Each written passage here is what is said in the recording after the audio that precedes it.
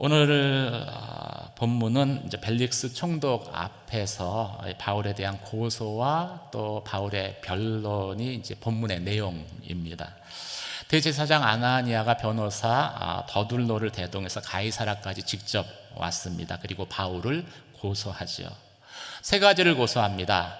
폭동을 일으킨 자다, 성전을 부정케 한 자다, 나사렛 이단을 믿는 수장이다. 이 세 가지를 고소를 해요. 이때 이 바울을 고소하면서 쓴 표현이 전염병 같은 사람이다는 표현입니다. 24장 5절에 보면 이 사람은 전염병 같은 사람으로 온 세상에 퍼져 있는 유대 사람들 가운데 폭동을 일으키는 사람입니다. 세상을 시끄럽게 만드는 주동자니 이런 사람을 내버려 두면은 세상이 소란스러워질 것이니 총독께서 없애는 것이, 죽이는 것이 합당합니다라고 제안을 한 것이죠. 이 로마에서 임명받은 총독은요, 자신이 관할하는 지역의 이 안정을 최우선 가치로 두었습니다. 그런 이 벨릭스 총독을 자극해서 바울을 죽이려고 이런 표현을 썼는데, 이 표현이 신의 한 수예요. 얼마나 적절한 표현인지 모릅니다. 성도는 예수를 전염시키는 사람들이기 때문이죠. 사랑하는 성도 여러분, 예수를 전염시키는 사람들이 되시길 주님의 이름으로 축원합니다. 당시에 바울은 전염성이 너무 강해서 문제가 됐습니다. 그런데 오늘날 우리들은 전염성이 너무 없어서 오히려 문제가 되죠. 그럼 어떻게 바울처럼 전염성이 있는 그리스도의 증인으로 살아갈 수 있겠습니까? 먼저 바울처럼 우리가 전염되어야 합니다. 예수에 전염되어 있어야 하죠. 10절에서 21절까지 말씀을 한 절씩 저와 교독하시겠습니다. 총독이 바울에게 말하라고 손치자사 바울이 대답했습니다. 저는 각각해서 몇 년 동안 이 나라의 재판관이셨던 것을 알고 이제 기쁜 마음으로 제 자신을 변호하고자 합니다. 제가 예배를 드리러 예루살렘에 올라간 지 12일밖에 되지 않은 것을 각각께서 조사해 보시면 쉽게 아실 수 있습니다. 저를 고소한 사람들은 제가 성전에서 누구와 언쟁을 한다거나 회당이든 그 밖의 도시 한 어떤 곳에서도 군중을 선동하는 것을 본 일이 없습니다. 그러니 그들은 자기들이 지금 고소한 내용을 가깝게 충분히 증명할 수 없는 것입니다. 그러나 제가 가깝게 이것은 시인합니다. 저는 이스라엘 사람들이 이단이라고 말하는 그 도를 따라 우리 조상의 하나님을 섬기며 율법과 예언서에 기록된 모든 것을 믿습니다. 또 이 사람들과 마찬가지로 하나님께 같은 소망을 두고 있으니 그것은 의인과 악인의 부활이 있을 것이라는 것입니다. 그렇기 때문에 저는 하나님과 사람 앞에서 항상 꺼리낄 것 없는 양심을 간직하려고 애쓰고 있습니다. 저는 제 민족에게 구제금을 전달하고 예물도 드리려고 여러 해 만에 예루살렘에 왔습니다. 이들은 제가 성전에서 정결 의식을 행하고 예물 드리는 것을 보았습니다. 그때 제 주위에는 군중도 없었고 저는 어떤 소란에도 개입되지 않았습니다. 다만 아시아 지방에서 온 몇몇 유대 사람들이 있었는데 그들이 직접 고소 내용을 들고 여러 각하 앞에 와 있어야 할 것입니다. 그렇지 않다면 여기 있는 이 사람들이라도 제가 유대 공회 앞에 섰을 때 무슨 죄목을 발견했는지 말해야 할 것입니다. 함께 읽겠습니다. 저는 다만 이 사람들 앞에 서서 내가 오늘 여러분 앞에 재판을 받는 것은 죽은 사람의 부활에 대한 문제 때문이다 라고 한마디 외쳤을 뿐입니다. 이 바울에 대한 고소에서 흥미로운 사실은요, 이 고소의 내용보다도요, 벨릭스 총독에게 아첨하는 내용이 훨씬 더 분량이 많다는 것입니다. 사도행전 24장 2절에서 4절까지 말씀을 제가 읽겠습니다.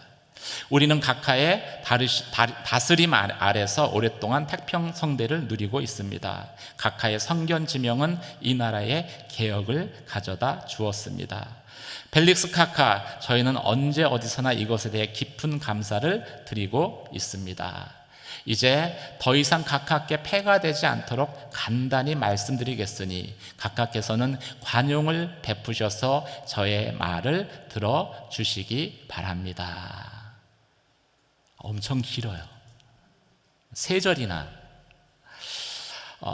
예나 지금이나 아첨하는 사람들은요, 말을 길게 하는 특징이 있습니다. 여러분, 그런 분들을 주의하십시오. 말을 길게 하면서 기회를 엿보는 거예요.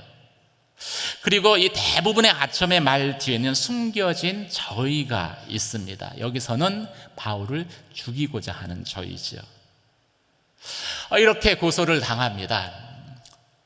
고소하는 사람은 고소하면 끝나요. 그런데 이제 고소를 당한 바울의 입장에서는 이 고소가 자신의 생사를 결정하는 그러한 고소가 되죠.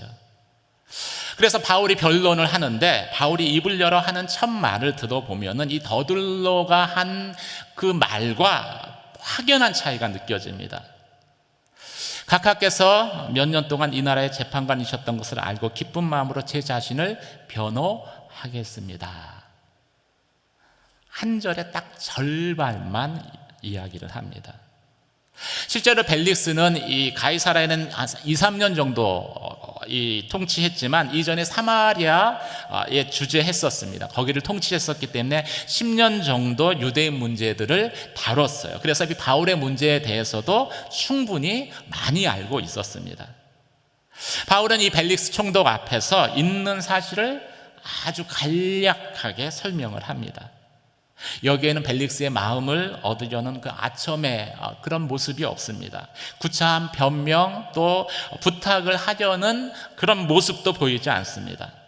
그런데 오히려 이 바울의 이런 담대함 또 선명함 그리고 용기 있는 모습이 이 벨릭스 총독의 마음을 열게 된 거예요. 벨릭스로 하여금 다시 바울을 찾아와 복음을 듣고 싶어하는 그 마음이 들게끔 했기 때문입니다. 사랑하는 성도 여러분, 진실한 사람이 사용하는 질질된 말에는요, 상대방의 마음을 여는 그런 힘이 있습니다. 저와 여러분 가운데에도 그런 성령의 능력이 나타나기를 주님의 이름으로 축원합니다. 바울은 자신을 향한 더들로의 고소에 대해서요, 아닌 건 아니다라고 분명히 부인합니다. 그리고 인정해야 할 건 분명하게 인정을 하죠. 바울이 부인한 것은 무엇입니까? 내가 예루살렘에 예배하러 올라간 지 12일밖에 되지 않았습니다. 이 말은 누구를 선동하려면 많은 시간이 필요한데 예루살렘에 올라온 지 12일밖에 되지 않았는데 어떻게 누구를 선동하겠느냐라고 선동했다는 그 첫 번째 죄에 대해서 반론한 거죠. 부인한 것입니다. 또 자신은 성전에서 누구와 변론하거나 다툰 적이 없다라고 이야기를 합니다. 바울이 성전에 간 것은 정결 예식을 지키려고 예배하려고 간 것이 결코 성전을 모독하려고 간 것이 아니다라고 부인합니다. 두 가지는 아니다라고 분명하게 부인을 했습니다. 그런데 한 가지 사실은 인정을 하죠. 그것은 사람들이 이단이라고 말하는 도를 따라서 자기 조상들의 하나님을 믿었고 율법과 선지자의 글, 그 성경 말씀을 믿었고 말씀에 기록된 악인과 의인의 부활을 믿었다라는 것은 분명하게 인정을 하죠.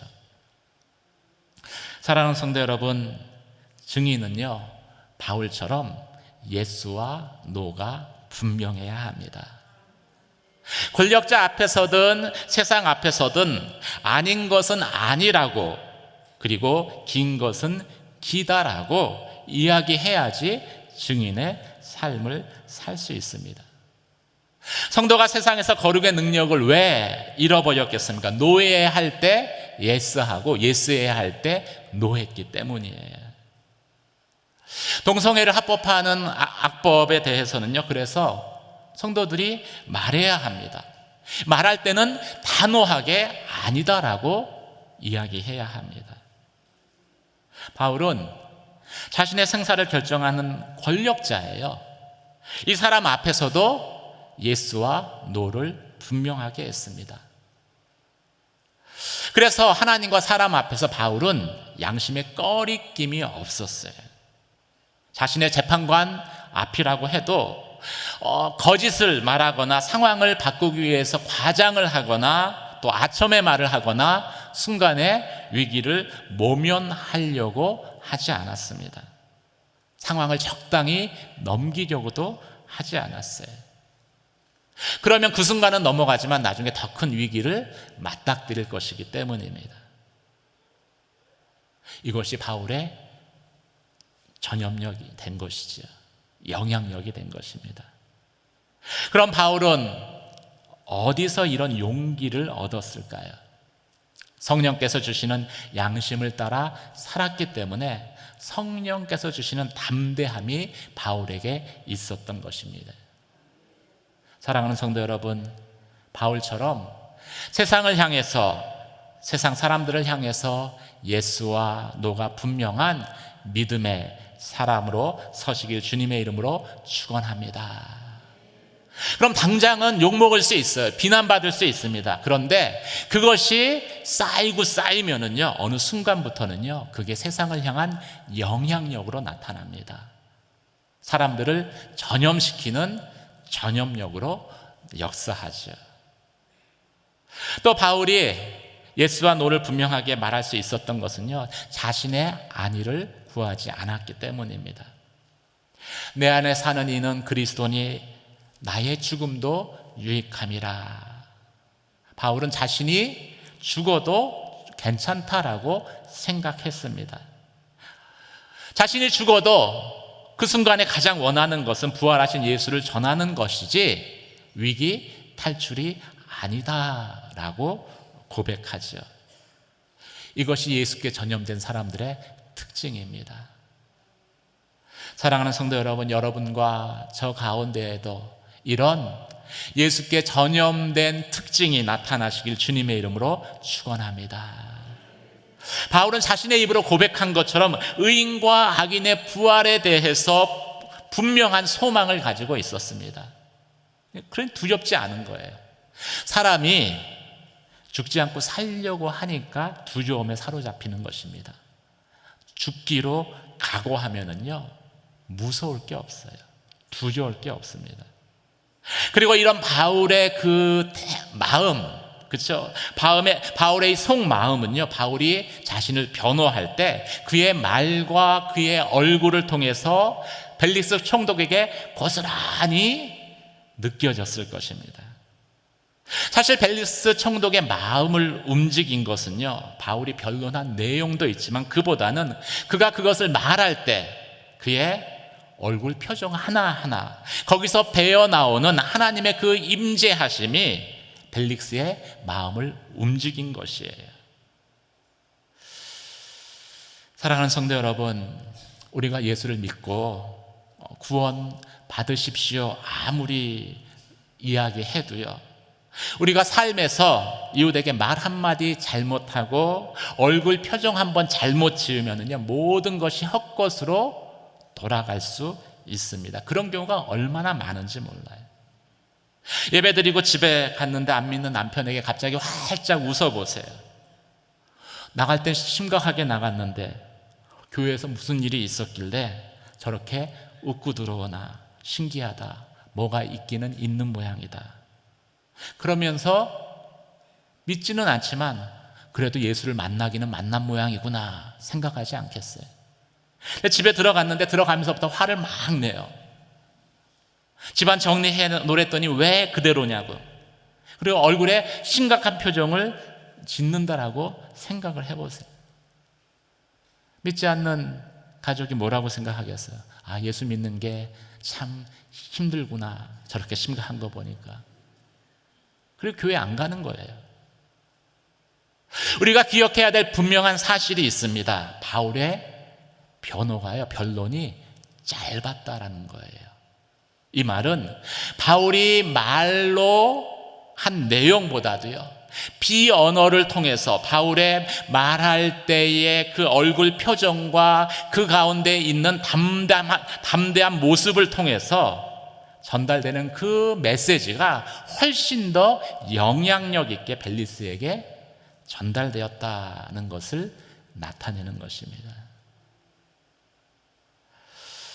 여러분의 말, 여러분의 얼굴 표정 가운데 예수의 은혜가 나타나기를, 그래서 여러분을 보는 사람마다 예수께 감염되기를 주님의 이름으로 축원합니다. 그런 의미에서 링컨의 말은 되새김을 필요가 있어요. 나이가 40이 되면 자기 얼굴에 책임을 져야 합니다. 40 이전까지는 부모의 유전자가 나의 얼굴을 형성합니다. 40 이후에는요, 내가 만들 얼굴이에요. 한번 서로에게 이렇게 고백하겠습니다. 제 얼굴에 책임지는 사람이 되겠습니다.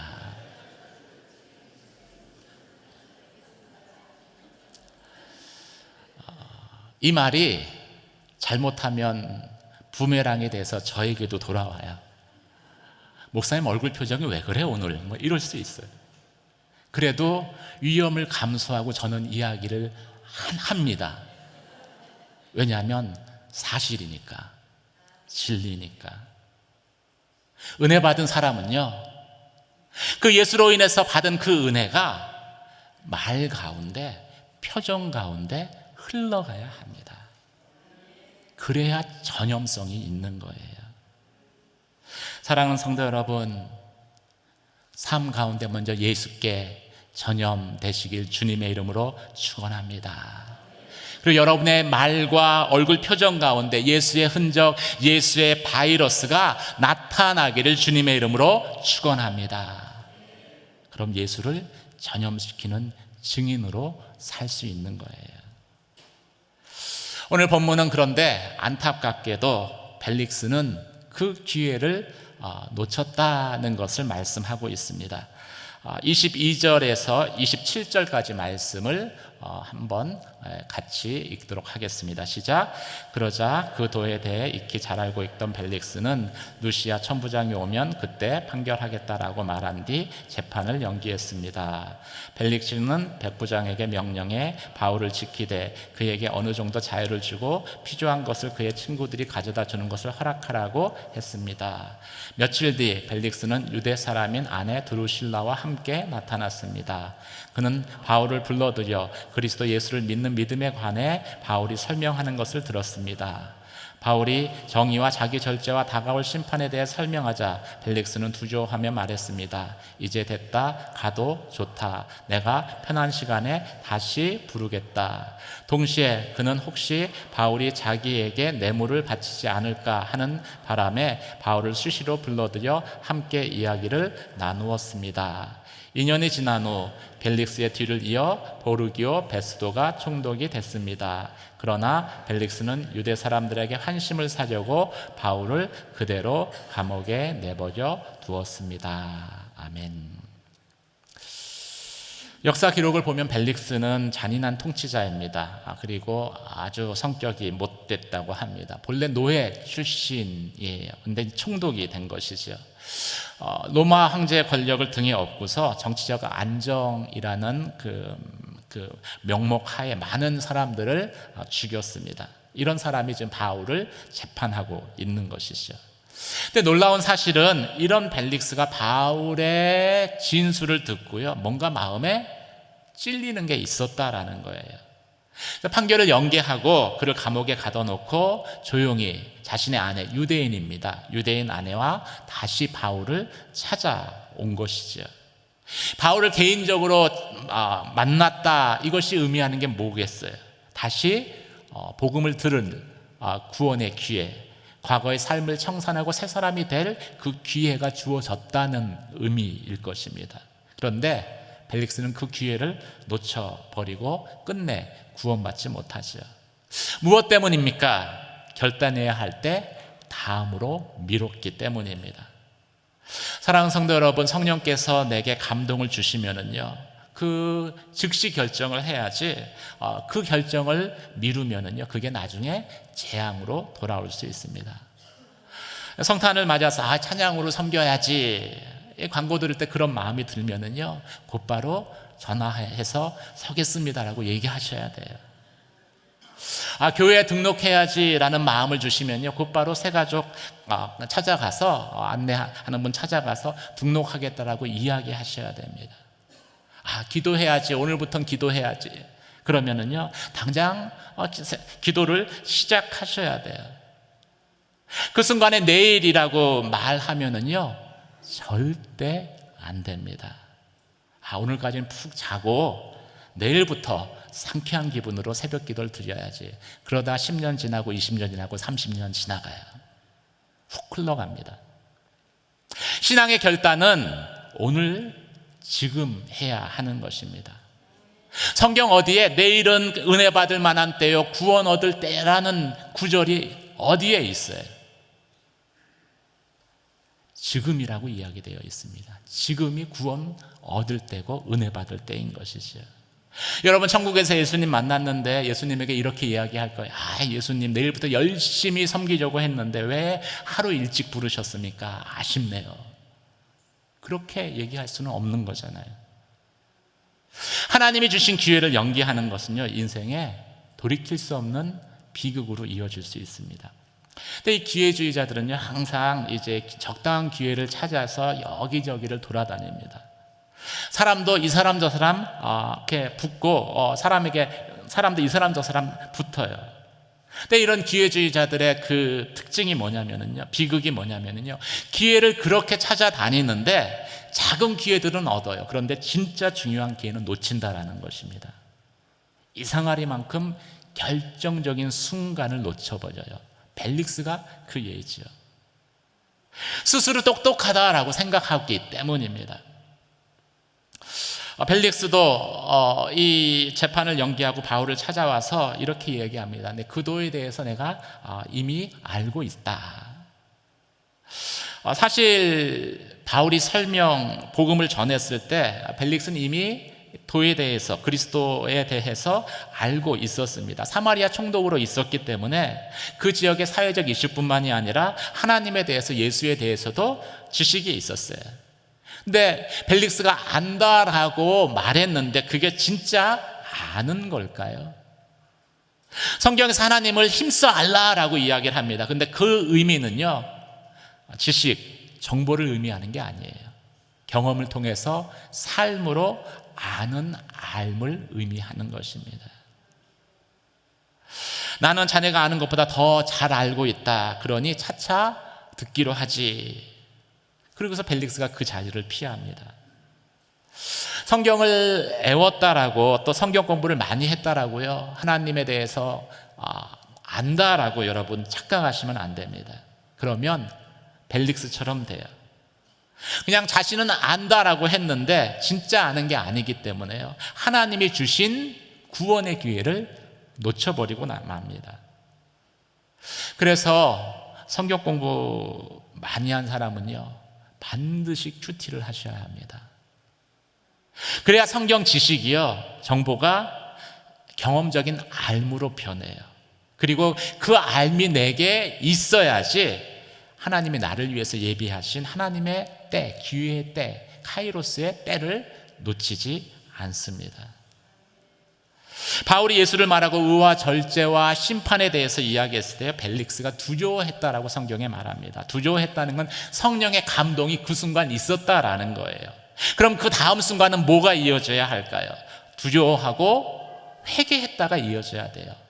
그런데 벨릭스의 경우에는 두려워하고 아무 일도 일어나지 않았습니다. 왜요? 결정하는 걸 피했기 때문이에요. 미뤘기 때문이죠. 이제 가라, 내가 다시 부르겠다. 어떤 사람에게 예수 믿으라고 하면은요, 이렇게 얘기해요. 아주 젠틀하게. 예, 믿어야죠. 제가 다음번에 믿을게요. 제가 이런 사람 중에서 나중에 예수 믿는 사람 본 적이 없어요. 안 믿겠다는 거예요. 회개하기에 적당한 내일은요, 말로는 존재할 수 있습니다. 근데 실제로는 존재하지 않아요. 회개는 감동이 임했을 때 지금 해야 되는 거예요.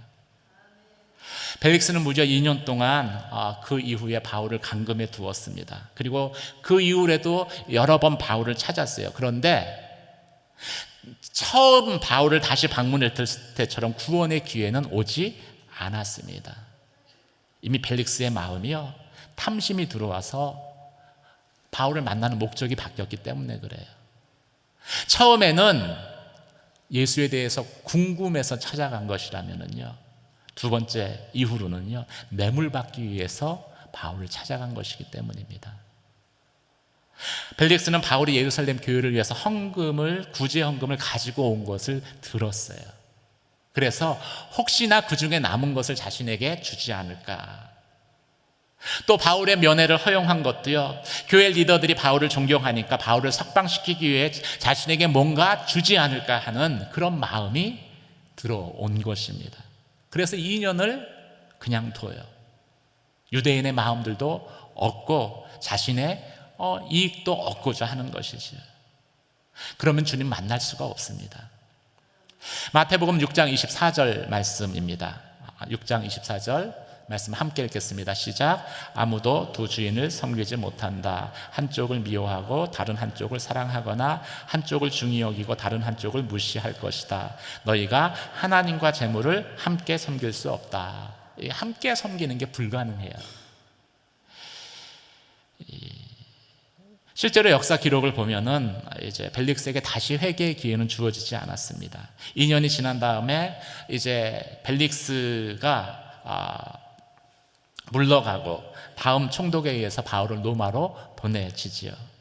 역사가 요세푸스의 기록에 의하면은요, 벨릭스는 존경받는 랍비 제사장 유대인들을 죽인 것으로 유대 귀족들이 소요가 일어나가지고 진정서가 로마 황제에게까지 도달하게 됩니다. 그리고 그것을 본 로마 황제 네로에 의해서 소환당해요. 처음에는 극형이 언도가 되는데 황제가 총애에 있었던 벨릭스 형의 간청으로 간신히 사형을 면하고 해직되게 됩니다. 그게 끝이에요. 사랑하는 성도 여러분, 본문에 의하면은요, 바울을 통해서 벨릭스 같은 사람도 구원 얻을 기회를 갖게 됐습니다. 결단해야 할 때 결단을 미루는 바람에 구원을 얻지 못했지만은요, 이 바울에 의해서, 예수를 전염하는 바울에 의해서, 그 전염력에 의해서 마음의 찔림을 받고 그리고 바울을 다시 찾아오기까지도 했어요.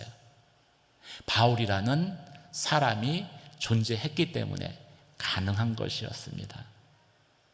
바울같이 예수께 전염된 그러한 증인이 존재했기 때문에 가능한 일이었습니다. 사랑하는 성도 여러분, 바울과 같은 그런 예수를 전염시키는, 예수께 전염된 사람이 되시기를 주님의 이름으로 축원합니다. 우리가 하나님을 알면 알수록요, 하나님을 닮은 사람이 되어야 합니다. 그것이 내가 말할 때 내가 나의 얼굴 표정 가운데 나타나야 돼요. 그 얼굴에 담긴 기쁨과 또 평화로움과 진실함, 그리고 담대함.